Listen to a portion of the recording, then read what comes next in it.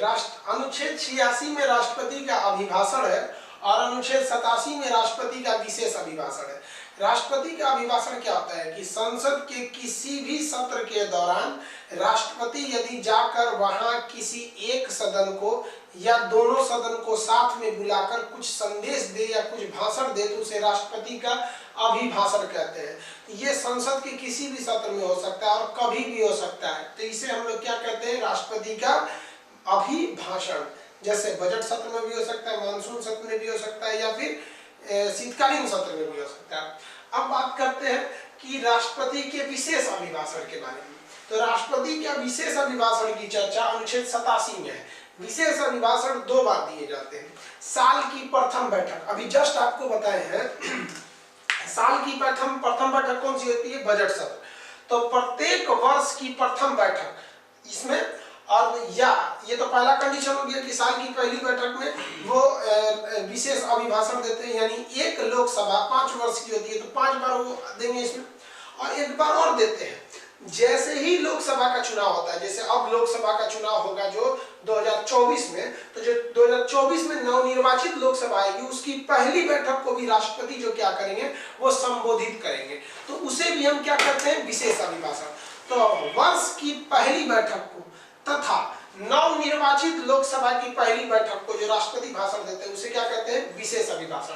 अब इसमें ध्यान से देखिए, साथ जो अभिभाषण होता है वो अलग अलग सदन में भी जाके दे सकते हैं या संयुक्त रूप से भी दे सकते हैं, लेकिन जब भी विशेष अभिभाषण राष्ट्रपति देते हैं तो ये कैसे देते हैं, संयुक्त रूप से देते हैं। दोनों सदन को बुलाकर एक रूप से संयुक्त रूप से देते हैं। कब कब देंगे, तो प्रत्येक वर्ष की पहली बैठक में देंगे, नहीं तो नवनिर्वाचित लोकसभा की प्रथम बैठक, यानी 5 साल बाद जब चुनाव होगा तो चुनाव के बाद जो पहली बार आएंगे लोग बैठक को वो देंगे। तो विशेष अभिभाषण संयुक्त रूप से लोकसभा और राज्यसभा को मिलाकर दिया जाता है, जबकि अभिभाषण कहेगा तो संयुक्त दे भी सकते हैं, नहीं तो अलग अलग भी दे सकते हैं और संदेश भी भिजवा सकते हैं। तो ये हो गया 85 और 86। अब इसमें क्वेश्चन कहां से पूछता है कि क्वेश्चन पूछता है कि राष्ट्रपति जो भाषण देते हैं इस भाषण को तैयार कौन करता है। तो राष्ट्रपति का भाषण हो या अभिभाषण हो या विशेष अभिभाषण हो, उसे तैयार करने का काम केंद्रीय मंत्रिमंडल करता है। तो केंद्रीय मंत्रिमंडल राष्ट्रपति के अभिभाषण को तैयार करता है। यहीं पे क्वेश्चन फंसिएगा, कहेगा कि राज्यपाल का अभिभाषण कौन तैयार करता है। तो राज्यपाल का अभिभाषण मंत्री नहीं तैयार करते, बल्कि सचिव जो सेक्रेटरी होते हैं वो तैयार करते हैं, सलाहकार तैयार करते हैं, सचिव तैयार करेंगे। यहाँ पर समझ में आ गया आप लोग को, किसी को कोई दिक्कत नहीं है अभिभाषण और विशेष अभिभाषण में। अब एक और अनुच्छेद हो गया आपका 88। इसके बारे में हम याद कीजिए, आपको अटॉर्नी जनरल जब महान्यायवादी पढ़ा रहे थे तो समझाए थे कि सदनों के बारे में विशेष प्रावधान, सदनों में मंत्री तथा महान्यायवादी को अधिकार, क्या अधिकार दिया गया सदन में इन लोगों को। तो आपको पता है कि संसद के 2 सदन होते हैं, एक होता है लोकसभा, एक होता है राज्यसभा। आपको मंत्रिमंडल और मंत्रिपरिषद समझा दिए हैं, आप उसको समझ लीजिएगा। देखिए जो मंत्री होते हैं वो सभी के सभी मंत्री लोकसभा में बैठते हैं, लेकिन मंत्री तो किधर से भी हो सकता है, राज्यसभा से भी हो सकता है और लोकसभा से भी हो सकता है कि नहीं। जैसे हमारे जब पहले प्रधानमंत्री थे मनमोहन सिंह, तो वो राज्यसभा से चुनाव जीते थे, लेकिन वो मंत्री थे तो बैठते थे लोकसभा में।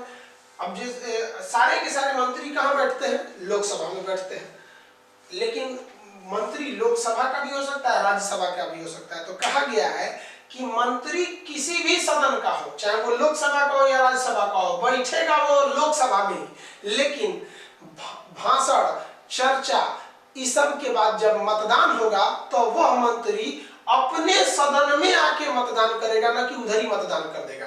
तो इस सदन में समझ में आ गया आप लोगों को, मंत्री जिस सदन का है मतदान के समय उस सदन में जाएगा, नहीं तो वो लोकसभा में बैठेगा मंत्री होने के नाते। तो ये सदन में मंत्री का अधिकार और महान्यायवादी का अधिकार। महान्यायवादी के समय समझा दिए थे कि महान्यायवादी ना लोकसभा का सदस्य होता है ना राज्यसभा का होता है, फिर भी इन दोनों में वो भाग लेता है। अब मतदान के समय ये कोई किसी में मतदान नहीं करता है, मन करे तो उसी में बैठल रहे, नहीं तो बाकी जाके सेंट्रल हॉल में बैठे।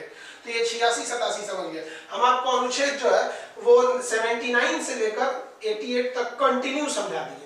यहाँ तक हम आपको कंटिन्यू समझा दिए, इसकी इधर 76 भी बता दिए थे, 77-78 इंपॉर्टेंट नहीं है। आप एक इसका स्क्रीनशॉट लीजिए। और एक बात और कहूँ, बहुत से लड़के फेसबुक पे भी इंक्वायरी कर रहे हैं कि सर आप क्लास नहीं दे रहे हैं, तो आप उन लोग को इन्फॉर्म कर दीजिए कि ये मतलब ये क्लास यूट्यूब पे आ गया। पता नहीं कैसे इन्फॉर्म किया जाता है, आप लोग को पता होगा, आप यूट्यूब ज़्यादा जानते हैं हमसे ज़्यादा। कुछ ऐसे शेयर किया जाता है, लिंक शेयर करके ऐसे करके उनको बस बता दीजिए, वरना हम आपको कभी ये बोलने नहीं जाते हैं कि आप करिए, शेयर कीजिए, क्या क्या का बटन दाबिए कि करिए, ये सब आप अपने मन से समझिए, बट उनको इन्फॉर्म कर दीजिए ताकि वो लोग टाइम को यूटिलाइज कर सके। चलिए अब नेक्स्ट वीडियो में इसको समझते हैं।